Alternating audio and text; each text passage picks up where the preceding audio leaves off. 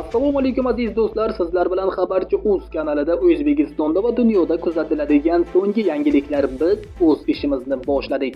Azizlar, xabarlarimizdan to'liq ma'lumot olish uchun videoni oxirigacha tomosha qiling.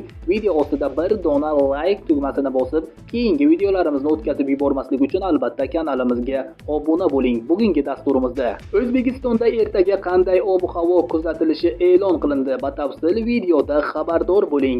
O'zgidromet ertaga ob-havo prognozini e'lon qildi. Unga ko'ra, chorshanba kuni ba'zi joylarda yomg'ir yog'adi, tuman tushishi mumkin. Toshkent shahrida havo o'zgaruvchan bo'ladi, yomg'ir yog'adi, shamol g'arbdan 3-8 metr/sekund tezlikda esadi. Harorat kechasi 10-12 daraja, kunduzi 14-16 daraja bo'ladi. Qoraqalpog'iston Respublikasi Xorazm viloyatida havo o'zgaruvchan bo'ladi. Ba'zi joylarda yomg'ir yog'adi, tuman tushishi mumkin. Shamol g'arbdan 7-12 metr/sekund tezlikda esadi. Harorat kechasi 6-11 daraja, kunduzi 15-20 daraja, ba'zi joylarda 23 darajagacha bo'ladi. Buxoro va Navoiy viloyatlarida havo o'zgaruvchan bo'ladi. Ba'zi joylarda yomg'ir yog'adi. Shamol g'arbdan 9-14 metr/sekund tezlikda esadi. Harorat kechasi 8-13 daraja, kunduzi 15-20 daraja bo'ladi. Toshkent, Sirdaryo, Jizzax, Samarqand viloyatlarida havo o'zgaruvchan bo'ladi. Ba'zi joylarda yomg'ir yog'adi, tuman tushishi mumkin. Shamol g'arbdan 7-12 metr/sekund tezlikda esadi. Harorat kechasi 8-13 daraja, kunduzi 13-18 daraja bo'ladi.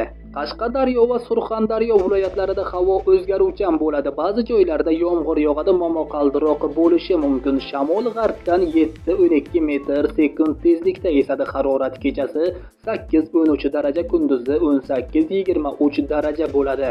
Andijon, Namangan va Farg'ona viloyatlarida havo o'zgaruvchan bo'ladi. Ba'zi joylarda yomg'ir yog'adi, momaqaldiroq bo'lishi mumkin. Ba'zi joylarda tuman tushishi mumkin. Shamol g'arbdan 5-10 metr/sekund tezlikda esadi. Ba'zi joylarda 13-18 metr/sekund tezlikkacha kuchayishi mumkin.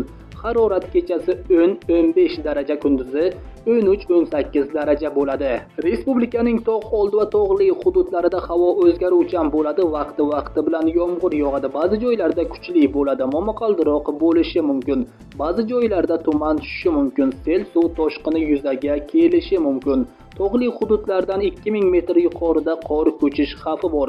Harorat kechasi va kunduzi 3-8 daraja iliq bo'ladi. Sizlarga yetkazmoqchi bo'lgan ma'lumotlarimiz shulardan iborat edi. Xayr, salomat bo'ling.